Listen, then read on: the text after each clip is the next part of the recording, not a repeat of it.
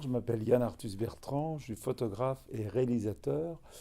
Et en plus, quelque chose qui est important pour moi, c'est président de la fondation Good Planet. Quand j'avais 30 ans, j'ai décidé d'essayer de devenir scientifique. Et en France, il y a un truc formidable, c'est même si tu as aucun diplôme, ce que j'avais, ce qui était moi, j'ai fait 14 écoles dans ma vie, c'est très mauvais. Tu peux passer un doctorat, même sans aucun diplôme. Alors, tu ne pourras pas enseigner à l'université, mais tu peux être docteur. Donc, et moi, je voulais faire une thèse sur le comportement des lions dans le Masai Mara. Donc, je suis parti avec ma femme Anne au Kenya et c'est vrai que j'étais très attiré par l'environnement, l'écologie déjà. Je m'occupais d'une réserve avant, mais d'être passé comme ça 3 ans dans une réserve africaine, tout près des animaux, d'attendre énormément ce qui se passe, quelque chose, ça permet de temps de réfléchir, tout un pégré de nature. Et c'est vrai que les lions ont été mes professeurs de photographie, c'est vraiment eux qui m'ont appris la photo, et j'ai découvert la photographie aérienne, et l'importance qu'avait la photographie aérienne dans mon travail de scientifique, de comprendre le territoire. Et donc j'ai continué à faire de la photographie aérienne après, et voilà, et donc j'ai commencé ce grand travail sur la Terre vue du ciel en 92 et c'est un travail qui a changé ma vie parce que j'ai compris beaucoup de choses. C'est aussi le début de cette écologie un peu activiste où on commence à s'inquiéter pour l'avenir de la planète. Avant, on s'inquiétait de la déforestation, des éléphants, des rhinocéros, sans comprendre que c'est nous qu'on mettait en danger. Même si les gens du Club de Rome l'avaient déjà dit, personne n'y croyait vraiment. Donc dans les années 70, donc tu vois, depuis longtemps. Mais c'est vrai que ça a été vraiment une découverte pour moi et que ce travail et le succès du livre, après de la télévision et du cinéma m'ont permis d'en parler encore plus, tu vois, de devenir de plus en plus activiste. Et encore aujourd'hui, je suis encore très, très axé sur ce côté pédagogique, ce côté de transmettre de ce qu'on a. Moi, je suis quelqu'un, quand je lis un livre que j'adore ou un film, je dis à tout le monde, c'est formidable, achetez-le, voilà. Donc, dans mes convictions, c'est la même chose. Et si tu es à la fondation Good Planet, qui est dans le bois de Boulogne, qui est un endroit incroyable, on a 3 hectares et un château, et on essaye de faire régner, on essaye, c'est pas toujours réussi, de faire régner la gentillesse, la bienveillance, la morale, l'éthique, la compassion, quoi. Et on parle aussi bien des abeilles, comme on va parler des réfugiés. Voilà, donc c'est ce mélange de ces deux causes importantes que je pense qu'on ne peut pas dissocier, quoi. C'est une écologie euh, tournée vers l'homme et vers l'humain. Il n'y a pas d'un côté l'homme et d'un côté la nature. La nature, l'homme fait partie intégralement de la nature. Donc fait partie. Ce qu'on a sans doute perdu, c'est l'espèce d'harmonie où si tu veux, tous les animaux sauvages dépendent les uns des autres. On se nourrit sur l'autre, tu vois, qui s'est nourri de plantes. Tout ça, c'est très interdépendant. Et nous, on s'est un peu séparé de cette interdépendance. On est extrêmement brillant, intelligent. On a découvert le pétrole qui a donné une énergie incroyable. Et tout ça a fait qu'on s'est dégagé de cette espèce d'harmonie incroyable qu'il y avait. Et surtout, on est 7 milliards, 7 quoi. Moi, quand je suis né, on était 2 milliards. T'imagines que dans ma vie d'homme, j'aurais vu la population du monde pratiquement tripler.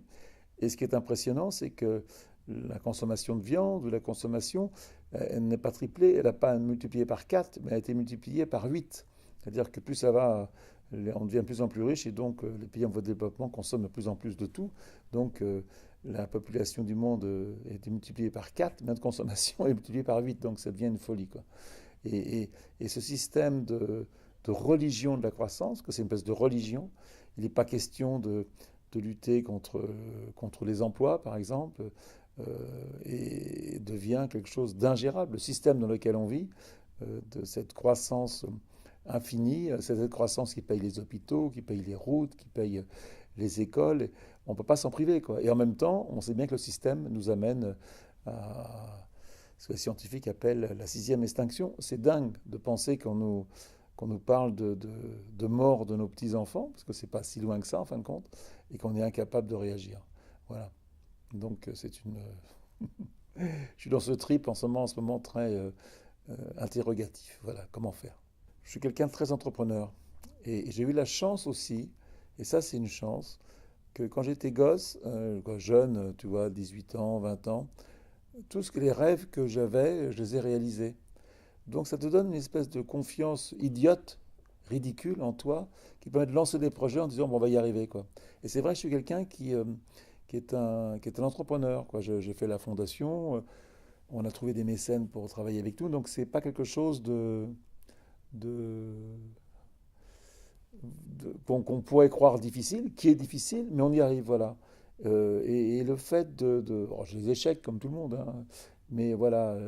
Donc je crois qu'on peut faire des choses.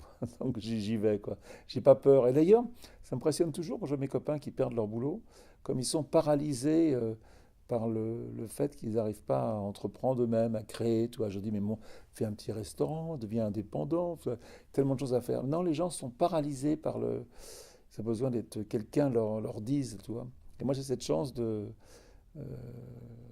comme beaucoup de gens, hein, entrepreneurs en France, d'essayer de faire. Voilà. C'est ce qui m'énerve et qui me rend triste, cette espèce de banalité du mal qui nous entoure.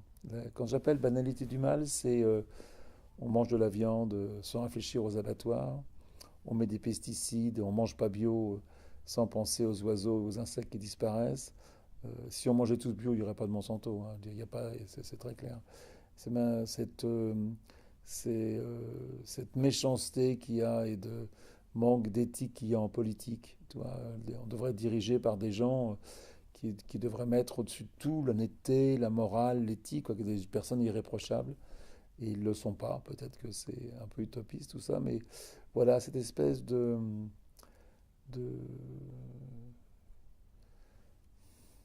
ouais, c'est la banalité du mal qui nous entoure. Le mal est autour de nous et on trouve ça normal. Voilà. Et j'ai des gens que j'admire énormément, que ce soit Mandela, que ce soit Gandhi. Moi, je lis énormément de biographies et ça m'intéresse, les gens qui sont surpassés. D'ailleurs, ils ont tous d'ailleurs des défauts comme les autres. Hein. Des personnes qui ne sont pas mieux que les autres. J'ai envie de remercier tous les gens avec qui m'ont aidé dans ma vie, quoi. Tous les gens qui ont réussi à faire, parce que les gens qui m'ont fait confiance, qui m'ont donné du temps, tous mes assistants qui se sont succédés, les gens avec qui j'ai tourné. Ces gens-là, j'ai pas de, j'ai pas. En fin de compte, ce qui m'a fait grandir c'est toutes ces interviews qu'on a faites de 6 milliards d'autres, souvent des agriculteurs, des gens qui ne sont absolument pas, qui n'ont pas l'habitude de parler devant une caméra, qui sont pleins de bon sens. Et d'ailleurs, il y en a un qui m'a dit un jour, je demandais aux gens quel était votre plus grand rêve, tu vois, quel est votre rêve, et le type, il réfléchit, ce qu'on appelle les agriculteurs de subsistance, c'est les gens qui ne vendent rien, qui sont toujours, voilà, qui ont peur d'être malades parce qu'ils ne peuvent pas travailler la terre et nourrir leur famille, qui sont loin du monde moderne. Et, et il m'a dit, en réfléchissant longtemps, il m'a dit, j'aimerais mourir avec le sourire. Et je trouve ça formidable d'avoir cette notion qu'on va tous mourir, ça c'est sûr. Il faut donc qu'on l'accepte et donc qu'on soit prêt à mourir et prêt à accepter ce qu'on n'a pas bien fait, prêt d'accepter et partir sans haine, sans regret, quoi, d'avoir pardonné, de savoir pardonner à soi des choses qu'on a faites pas bien, parce qu'il faut savoir se pardonner. Il ne faut pas rester. On a fait des choses toutes dans notre vie qui ne sont pas bien, donc il faut se pardonner, essayer d'arranger les choses, et puis pardonner à ceux qui t'ont blessé, et partir, voilà, et accepter et de régler tous tes problèmes avant de mourir, et de mourir avec un sourire. Alors, je dois mourir, ben allons-y, quoi, on verra bien, et de ne pas s'accrocher, quoi, voilà. Je dis toujours, il faut jamais négocier ses rêves. C'est un truc que j'ai très souvent quand je cherche des moyens pour faire mes films et tout. On me dit oui, mais si. Non, je ne veux pas négocier. Je veux réaliser mes rêves vraiment. Et c'est très prétentieux de dire ça et c'est un peu radical, mais oui, de ne pas négocier ses rêves, c'est important. Une chose aussi, c'est que quand tu as envie de rêver quelque chose, un rêve, il faut essayer. Parce qu'après toute ta vie, tu dis merde, j'aurais peut-être pu essayer. Et je dis très souvent aux jeunes photographes qui démarrent, et c'est très difficile de réussir dans ce métier, je leur dis mais essayez, quoi. Parce que si tu n'essayes pas maintenant de réaliser tes rêves, bah, tu n'y arriveras pas. Ça peut ne pas marcher, mais au moins tu auras essayé. Et dans la vie, il ne faut pas avoir peur de se perdre. Il ne faut pas avoir peur de prendre des chemins dans tous les sens. Et il ne faut pas trop écouter les conseils en plus. Faut se faire soi-même sa propre ligne de vie. Alors, Bien sûr que les conseils, la vie des autres, c'est même pas la peine d'ailleurs de demander des conseils. Tu le vois, ce qui est bien, pas bien, comment les gens. Et, et savoir ce que tu veux faire vraiment, quoi. Et, et le travail, qui est une chose qu'on fait plusieurs heures par jour et qui rend 50% de ta vie, c'est du boulot, quoi. Pour moi, il faut que tu fasses un boulot que tu aimes, quoi, que tu t'éclates. Il n'y a rien de plus épouvantable que faire un boulot qui te fait chier, quoi. Et je pense que ça ne devrait pas exister des boulots emmerdants. Ça ne devrait pas exister. On devrait se débrouiller pour voilà, que tout le monde soit prendre de l'intérêt à ce qu'on fait.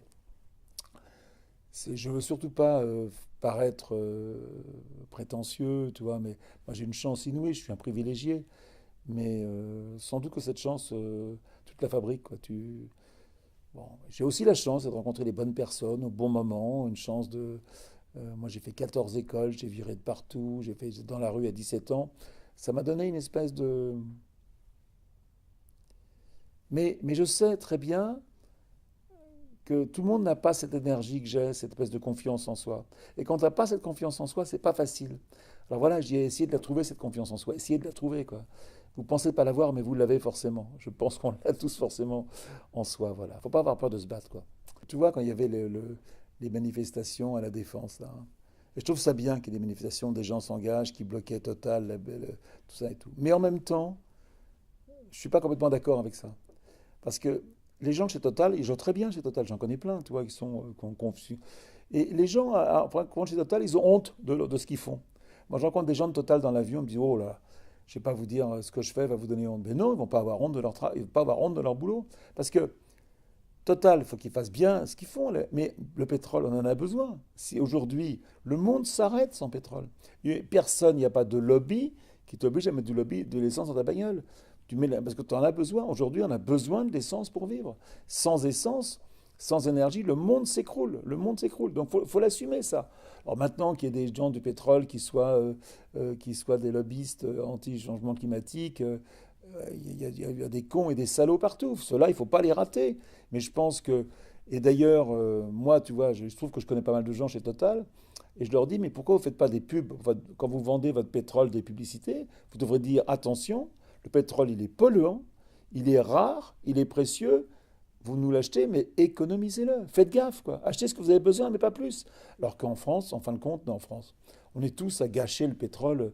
Moi, je viens le matin, alors j'ai une voiture électrique, bon, mais je vois, je vois le nombre de bagnoles qu'il y a sur la route avec une personne. Je me dis, mais le covoiturage, voilà, on est encore dans un système où le pétrole, même si le pétrole est cher, on le dépense quoi d'une façon incroyable. Le pétrole, c'est un truc extrêmement précieux, extrêmement.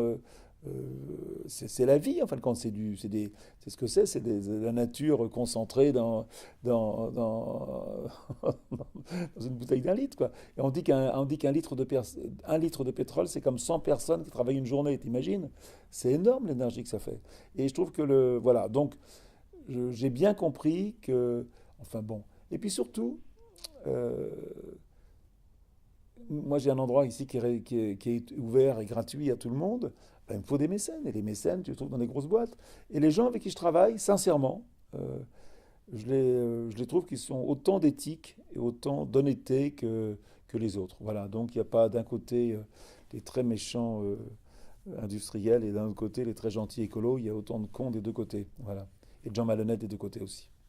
Tu vois, je travaille je m'occupe de, de- d'un orphelinat à Brazzaville avec une bonne sœur qui est incroyable.